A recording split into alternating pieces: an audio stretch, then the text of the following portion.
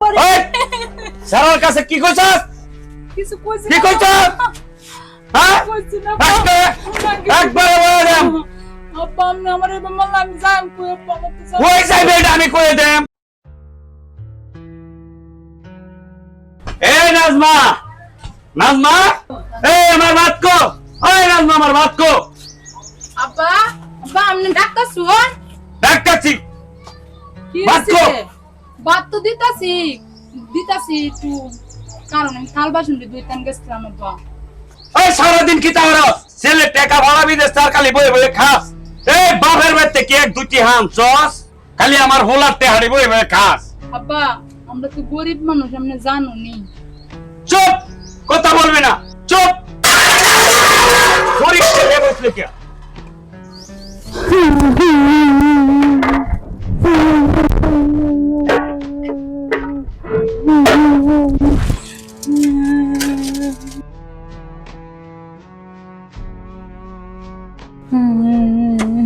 নাজমা তুই কান্দস কে? আমার শ্বশুরে প্রতিদিন নির্যাতন করে আমার টর্চারিং করে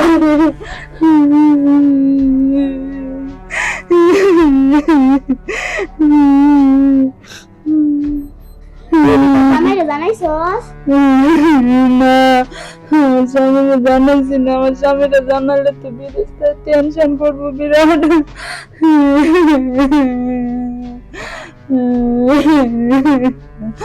আর কত নির্যাতন সহ্য করবি তুই? তো জামাই লোক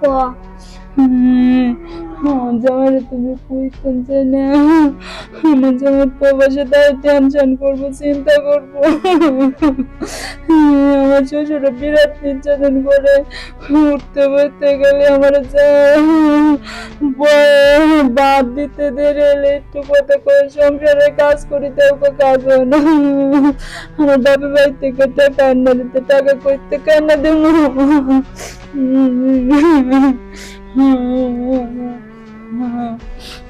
আমি যাইতেছি তো জামাইরে জানাইস।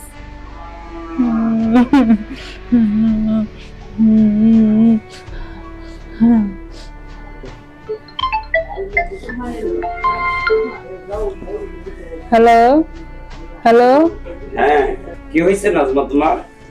না আমার কিছু হয়েছে না। অবশ্যই হইছে। না আমার কোনো সমস্যা নাই।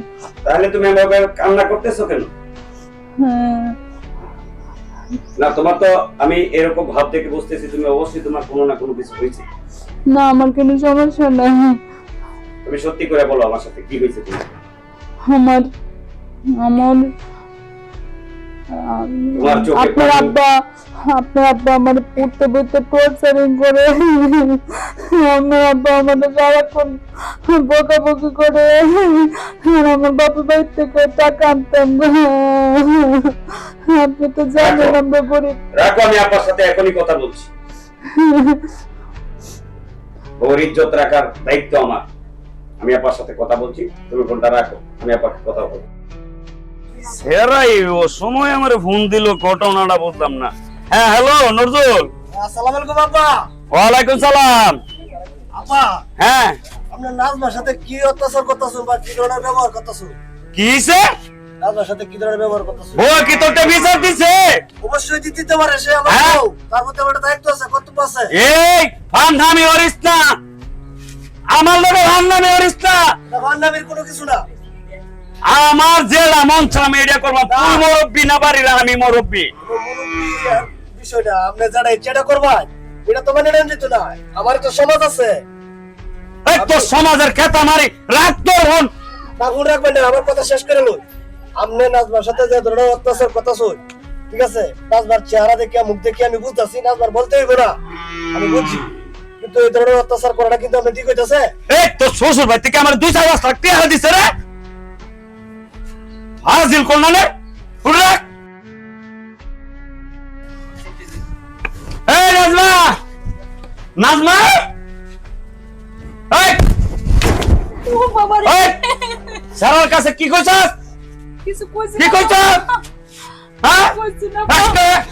একবার বলেন আব্বা আমি আমারে মাল্লা আমি যাই কই আব্বা আমাকে যাই। কই যাইবে এটা আমি কই দেম।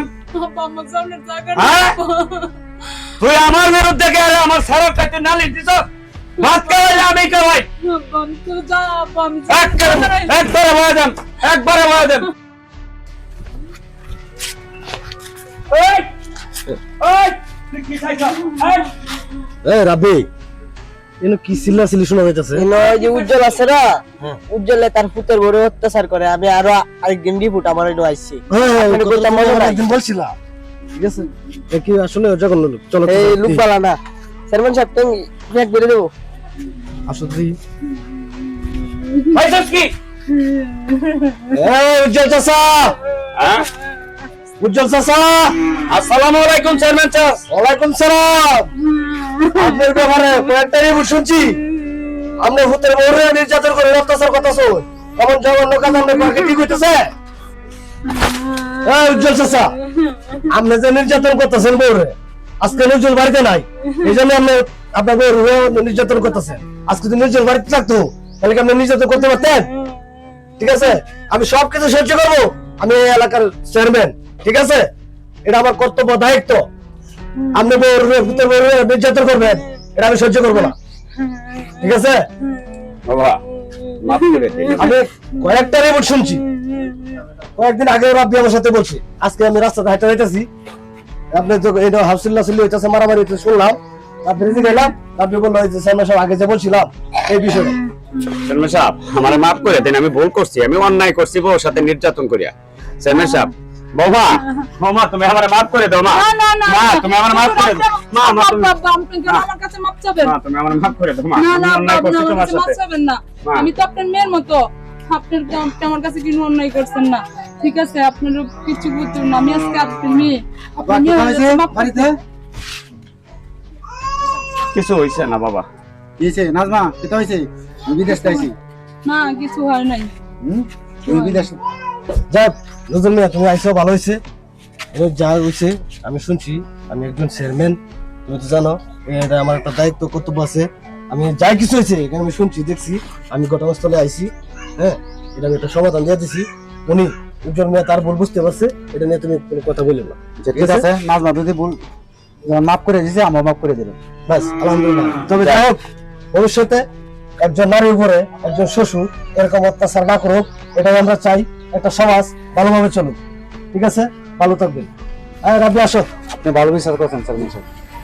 হ্যালো ভিউয়ার্স, আমরা আপনাদেরকে নারী নির্যাতনের যে দৃশ্যটি দেখালাম, শ্বশুরের হাত থেকে পুত্রবধূ রেহাই পায় নাই, সেই দৃশ্যটি আপনাদেরকে আমরা তালিব আলী ফ্যামিলি ইউটিউব চ্যানেলের পক্ষ থেকে দেখাতে সক্ষম হয়েছি। যদি আমাদের এই দৃশ্যটি আপনাদের কাছে ভালো লাগে, কেউ বিনোদনমূলক এই দৃশ্যটিকে নেগেটিভ ভাবে নেবেন না। আমাদের চ্যানেলটিকে বেশি বেশি করে সাবস্ক্রাইব করুন এবং ফেসবুক পেজে ফলো করুন। আমি তেরা উজ্জ্বল। আসসালামু আলাইকুম।